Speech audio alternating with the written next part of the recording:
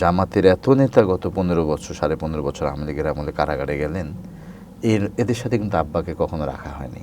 বাকি সবাই আপনারা খোঁজ নিলে দেখবেন যে ঢাকা কেন্দ্রীয় কারাগারে যতদিন তাদের রাখা হয়েছে ততদিন তারা একসাথে ছিলেন, কিন্তু আমার আব্বা এদের কারোর সাথেই নেই। কি হতে পারে কারণটা? আমার কাছে মনে হয় ওনাকে কষ্ট দেওয়া, আমার কাছে এটাই মনে হয়েছে।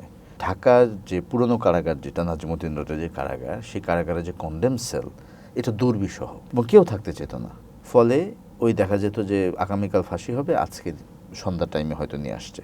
আমার আব্বা এক্ষেত্রেও ব্যতিক্রম। আমি বলবো যে 2 বছরের প্রায় পুরোটা সময় এই সেলেই ছিলেন। এখানেও তাকে কষ্ট দেওয়া হয়েছে, অন্য কাউকে কিন্তু শুধু ফাঁসির আগে নেওয়া হয়েছে। ঈদের কোনো স্মৃতি আছে, যেহেতু কুরবানি ঈদ আমাদের সামনে, যে ঈদের কুরবানি ঈদটা কিভাবে সে করতো বা আপনারা ঈদের মধ্যে কিভাবে সময় ব্যয় করতেন? আমার আব্বা যখন থাকতেন, আমি ঈদের স্মৃতিটাকে আমার লাইফে আমি 3 ভাবে দেখি। আব্বা যতদিন ছিলেন বাহিরে মুক্ত, ততদিন আমরা আসলে ঈদ করতাম বাড়িতে। আমাদের দেশের বাড়ি ফরিদপুর। ওখানে আব্বা রোজার ঈদও করতেন, কোরবানির ঈদও করতেন। রোজার ঈদ করার কারণ ছিল আব্বা নিয়মিত ইতিকাফ করতেন।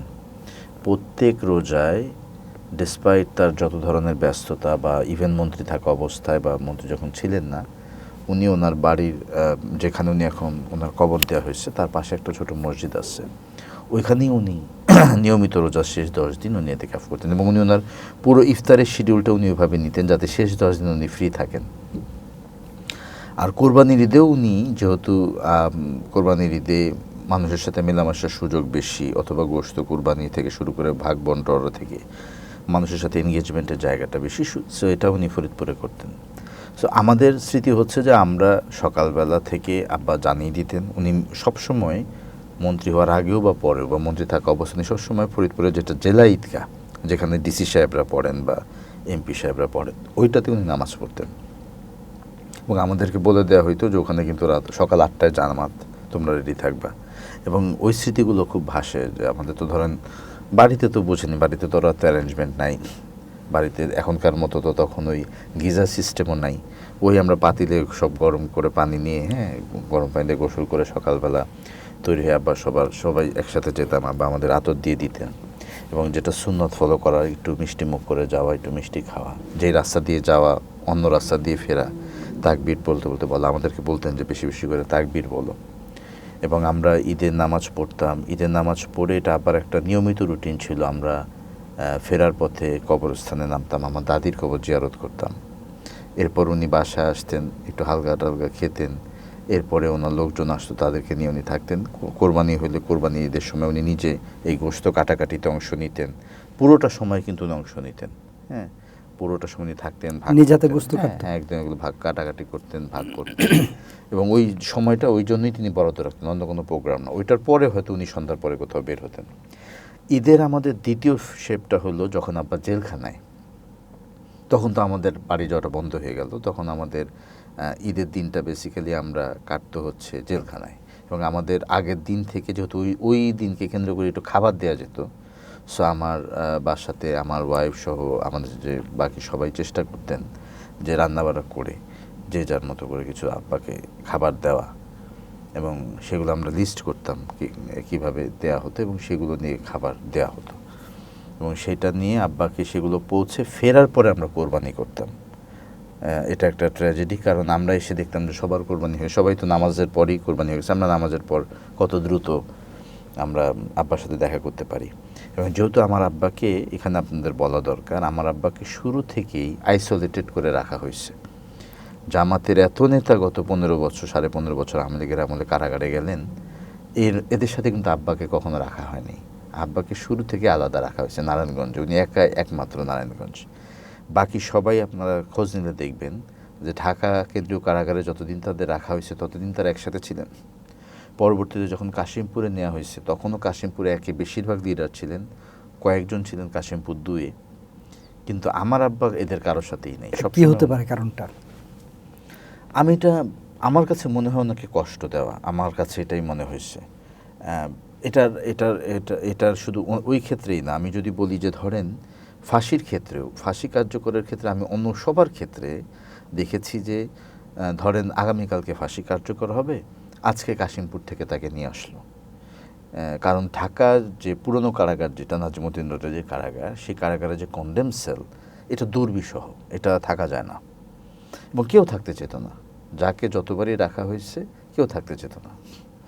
ফলে ওই দেখা যেত যে আগামীকাল ফাঁসি হবে, আজকে সন্ধ্যার টাইমে হয়তো নিয়ে আসছে বা দুদিন পরে ফাঁসি হবে।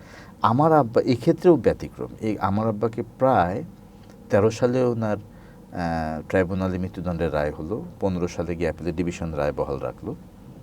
আমি বলবো যে এই 2 বছরের প্রায় পুরোটা সময়, অনেকটা সময়, পুরোটা না হলে অনেকটা সময় আব্বা কিন্তু নারায়ণগঞ্জে ঢাকা এই সেলেই ছিলেন। আচ্ছা। এখানেও তাকে কষ্ট দেওয়া হয়েছে, অন্য কাউকে কিন্তু শুধু ফাঁসির আগে নেওয়া হয়েছে, আব্বাকে ওখানে। এবং আমরা শেষের দিকে 7-8 মাস কিন্তু আমরা তার সেলে গিয়ে দেখা করেছি, কারণ 8 নম্বর সেলে, রজনীগন্ধা সেলে যেখানে তাদেরকে রাখা হয়, ওটার একটা নিয়ম আছে। নিয়ম হলো যে ফাঁসির সেলের নিয়ম হচ্ছে যে যাদের ফাঁসি রায় হয়েছে কিন্তু ইমিডিয়েট কার্যকর হওয়ার কোনো পসিবিলিটি নাই, তাদেরকে নীলঘরে আনা হইতো, ওই আসামিদেরকে নীলঘরে এনে তাদেরকে সাক্ষাৎ করা হয়তো। আরেকটা গ্রুপ আছে যাদের ফাঁসি রায় হয়ে গেছে এবং সম্ভাবনা আছে যে কোনো সময় কার্যকর হবে, তাদেরকে আর আনাই হইতো না, ওই সেলের ভিতরে আমাদেরকে বরঞ্চ তার সেলে নিয়ে যাওয়া হতো। ফলে আমি ঢাকায় অনেকবার তার সাথে সেলে গিয়ে দেখা করছি, এই যে সেলে ওনাকে ফাঁসির আগ পর্যন্ত রাখা হয়েছে। অন্যরা কিন্তু একবার, যেদিন ফাঁসি হবে তার আগে 2 ঘন্টা আগে বা 3 ঘন্টা, আমরা কিন্তু প্রতিবার মাসে একবার হতো। মানে আব্বা যতদিন মৃত্যুদণ্ডের রায় হয় নাই অতদিন পর্যন্ত ওনাকে প্রতি সপ্তাহে আমরা একবার করে দেখার সুযোগ পেতাম, যেহেতু উনি মন্ত্রী হিসেবে ডিভিশন প্রাপ্ত ছিলেন। কিন্তু যখন উনি ফাঁসির রায় হলো, ওনার ডিভিশন ক্যান্সেল হয়ে গেল, ওনাকে কন্ডেম সেলে নিয়ে যাওয়া হলো, তখন থেকে আমরা একবার সাক্ষাৎ করতে পারি। এবং এই সাক্ষাৎটাও তখন আর ওই কেউ আমি শুনেছি, আমাদের অনেক লিডার দায়িত্বশীলই পেরেছেন যে তারা ওই ফাঁসি রায়ের পরও তারা সামনাসামনি সাক্ষাৎ করেছে জেলারের রুমে বা, কিন্তু আমার আব্বার ক্ষেত্রে কিন্তু উইন্ডো সাক্ষাৎ হয়েছে। আমার আব্বাকে কখনোই এটা দেয়। সো এই জায়গাগুলো যখন আমি চিন্তা করি, আমি দেখি যে একটা যে বললাম ওনাকে নারায়ণগঞ্জে সবার থেকে আলাদা রাখা হয়েছে, 2 নম্বর হচ্ছে যে ওনাকে অনেকটা সময় এই ঢাকা পুরনো কারাগারের কন্ডেম সেলে রাখা হয়েছে, 3 নম্বর হচ্ছে ওনার সাক্ষাৎটা খুব ক্রিটিক্যাল ছিল, ওনাকে কখনোই মৃত্যুদণ্ডের রায়ের পরে আমরা সামনাসামনি দেখার সুযোগ পাইনি বা হাত ধরা যেটাকে বলে, এই সুযোগ পাইনি। এবং এই যে দীর্ঘ সময় তাকে বেশি সময় রাখা হলো ঢাকা পুরনো কারাগারের একটা বড় কারণ ছিল, আমার আব্বা কিন্তু 21 আগস্টের আসামি ছিলেন। 21 আগস্টের মামলা, ফলে ওইটা নিয়মিত হিয়ারিং হতো।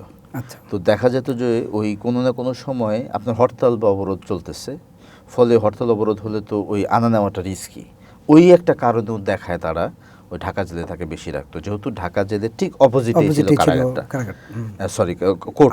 আদালতটা, ফলে ওই জায়গা থেকে তারা নিয়ে যেত। এবং আমি সেই দিন পার্লামেন্টে বাবর সাহেবের সঙ্গে আমার দেখা, তো আমি এটা নিয়ে লিখবো দেখি ফেসবুকে, বাবর সাহেবকে আমি পড়লাম পরিচয় দিয়ে এবং বললাম যে আঙ্কেল আমি তো আপনাকে অনেকবার, উনি আমাকে বললো তোমাকে তো আমার চেনা লাগতেছে, তখন আমি বললাম, উনি খুবই ইমোশনাল হয়ে গেলেন, যদিও আমার তখন মুখে দাঁড়িয়ে ছিল না, ফলে উনি আমাকে চিনতে কষ্ট হয়েছে।